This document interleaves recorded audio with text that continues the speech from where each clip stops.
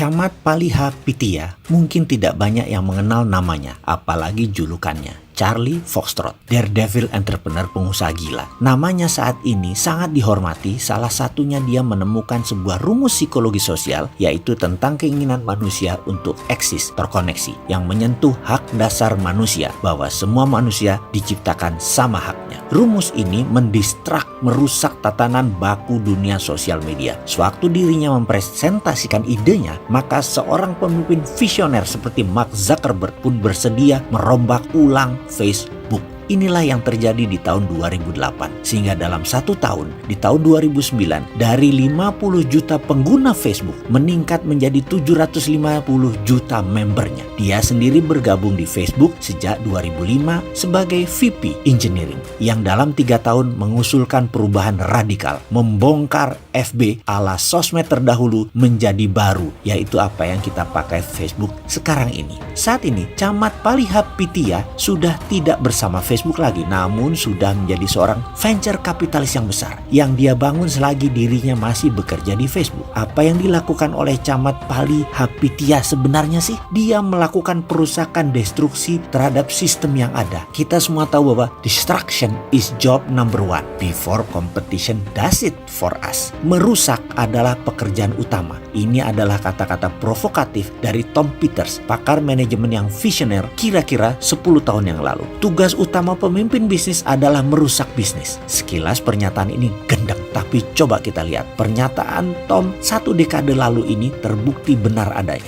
Menurut Tom, kini seorang pemimpin bisnis memang tak cukup lagi hanya piawai membangun bisnis. Dia juga harus piawai merusak bisnis. Steve Jobs piawai merusak Apple dari Apple 1.0 yang hampir bangkrut menjadi Apple 2.0 yang gagah perkasa dengan iPod, iPhone, atau App Store-nya. Di Indonesia, kita punya Ignatius Jonan yang piawai merusak KAI 1.0 yang lelet menjadi KAI 2.0 yang gesit. Helmi Yahya merusak TVRI 1.0 yang kuno dan tidak menarik dalam hanya 2 tahun menjadi naik 300 share ratingnya seperti saat ini, TVRI 2.0. Sebaliknya, perusahaan-perusahaan yang dulu hebat seperti Kodak, GM, General Motor, Nokia, Sony terus-menerus babak belur mengalami kemunduran karena tidak kunjung menemukan CEO yang mampu merusak fondasi model bisnis yang kini sudah tidak relevan lagi. Karena itu seorang CDO, Chief Destruction Officer, kini adalah sosok paling diburu perusahaan-perusahaan seantero jagat raya. Yang sering kita dengar selama ini tentunya CEO, Chief Executive Officer, Chief Financial Officer, Chief Operating Officer, Chief Marketing Officer. Tapi kini ada bintang baru lagi yang namanya Chief Destruction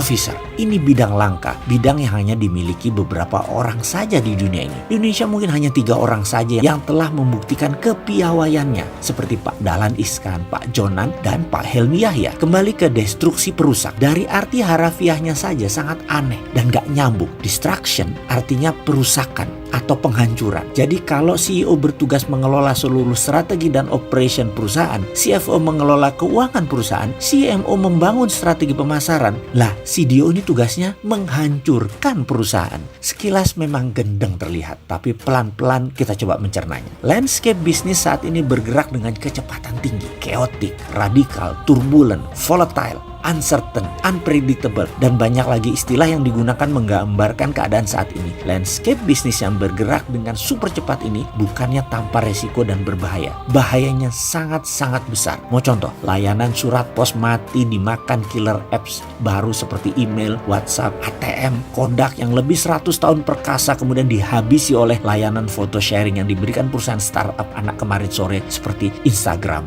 dan lain sebagainya. Toko kaset legendaris Aquarius di Mahakam Blok M favorit saya itu dibunuh platformnya oleh iPod Store dan podcast. Untuk bisa survive di tengah perubahan yang chaotic tersebut, kuncinya terletak pada satu kata, penghancuran. Untuk sukses di era yang cepat seperti ini, kita tak boleh segan-segan menghancurkan sendi-sendi kesuksesan masa lalu kita. Break with the immediate past. Kenapa? Karena barangkali formula dan sendi-sendi kesuksesan tersebut sudah tidak relevan lagi sekarang. Ke depan, bagaimana dengan bisnis Anda para sahabat? Kalau bisnis model tidak cocok lagi lagi dengan masa kini dan masa depan, segera hancurkan, kemudian bangun kembali organisasi Anda tersebut dengan cepat. Kita tak perlu ragu untuk menghabisi model bisnis lama yang sudah tak relevan lagi dengan yang lebih baru, dengan yang lebih fresh. Kita harus segera, kapanpun kita harus siap dan tak segan-segan melakukan creative destruction, penghancuran secara kreatif. Saya ulangi sekali lagi, hancurkan model bisnis lama yang tidak relevan lagi sekarang. Kita semua tahu efek virus corona dan perang dagang berkepanjangan Amerika Cina,